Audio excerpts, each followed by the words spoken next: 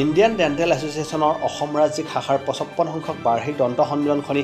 1 আৰু 2 ফেব্ৰুৱাৰী তাৰিখে দুদিনীয়াকৈ গুৱাহাটীৰ মণিৰাম দেৱান ট্ৰেড চেণ্টাৰত অনুষ্ঠিত হয়। উক্ত অনুষ্ঠানত দেশৰ বিভিন্ন প্ৰান্তৰ পৰা বহুকেইগৰাকী বিশিষ্ট ব্যক্তিয়ে অংশগ্ৰহণ কৰে। সন্মিলনখনিৰ লগত সংগতি ৰাখি এখন প্ৰদৰ্শনী মেলাও অনুষ্ঠিত কৰা হয়, য'ত দন্ত চিকিৎসাৰ লগত জড়িত বিভিন্ন সামগ্ৰী প্ৰদৰ্শন কৰা হয় আৰু লগতে দন্ত চিকিৎসাৰ ওপৰত বিভিন্ন দিশৰ ওপৰতো আলোচনা চক্ৰ অনুষ্ঠিত হয় উক্ত সন্মিলনখনত। লগতে উক্ত সন্মিলনখনিত অসমৰ বিভিন্ন প্ৰান্তৰ পৰা দন্ত চিকিৎসকসকল লগতে দেশৰ বিভিন্ন প্ৰান্তৰ পৰা দন্ত চিকিৎসকসকল উপস্থিত থকা পৰিলক্ষিত হয়।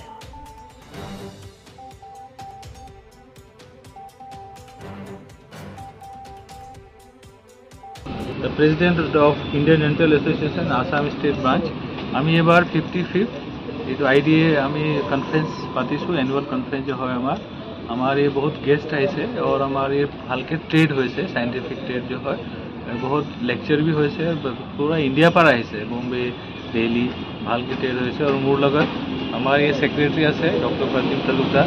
আমাৰ जो CD কনভেনৰ আছে ডক্টৰ কিষাণ আগৰৱাল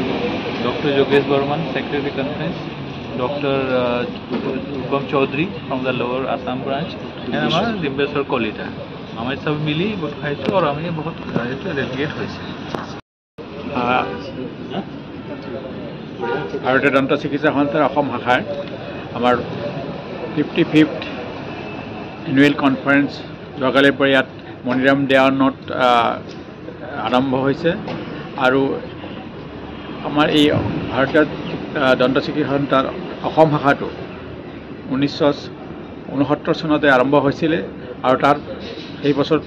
আৰম্ভ কৰি আজিলৈকে আমাৰ সংস্থাই অসমৰ আৰু তথা গোটেই উত্তৰ পূব ভাৰততে আমাৰ দন্ত চিকিৎসা সম্পৰ্কীয় আৰু চিকিৎসা সম্পৰ্কীয় সকলো যি অনুষ্ঠান আছে অসমৰ আমাৰ ভাৰতীয় দন্ত চিকিৎসা সন্থাৰ অসম শাখাটোৱে পৰিচালনা কৰি আহিছে অত বছৰে আৰু আমি আমাৰ এই শাখাৰ অধীনত আমাৰ 5টা লোকেল ব্ৰাঞ্চ আছে আমাৰ এই লোকেল ব্ৰাঞ্চবিলাকেও আমাৰ গোটেই অসমৰ চুকে কোণে আমাৰ দন্ত চিকিৎসা প্ৰসাৰ বিয়পাইছে আৰু আমাৰ এই কনফাৰেন্সত দেশৰ বিভিন্ন স্থানৰ পৰা মুম্বাই দিল্লী আৰু অন্যান্য স্থানৰ পৰা আমাৰ স্পিকাৰবোৰ আহিছে আৰু ইয়াত আমাৰ এক্সিবিশন আৰম্ভ হৈছে আৰু এই এক্সিবিশন আমি আমাৰ যি এডভান্স টেকনলজি এই সম্পৰ্কে আমি আমাৰ দন্ত চিকিৎসকসকলে বিশদভাৱে জানিব পাৰিছে আৰু এই অনুষ্ঠানটোৱে আমাৰ ইয়াৰ এই অঞ্চলটোৰ দন্ত চিকিৎসকখিনিক ভালেমান সহায় আগবঢ়াব বুলি আমি আশা প্ৰকাশ কৰিছোঁ।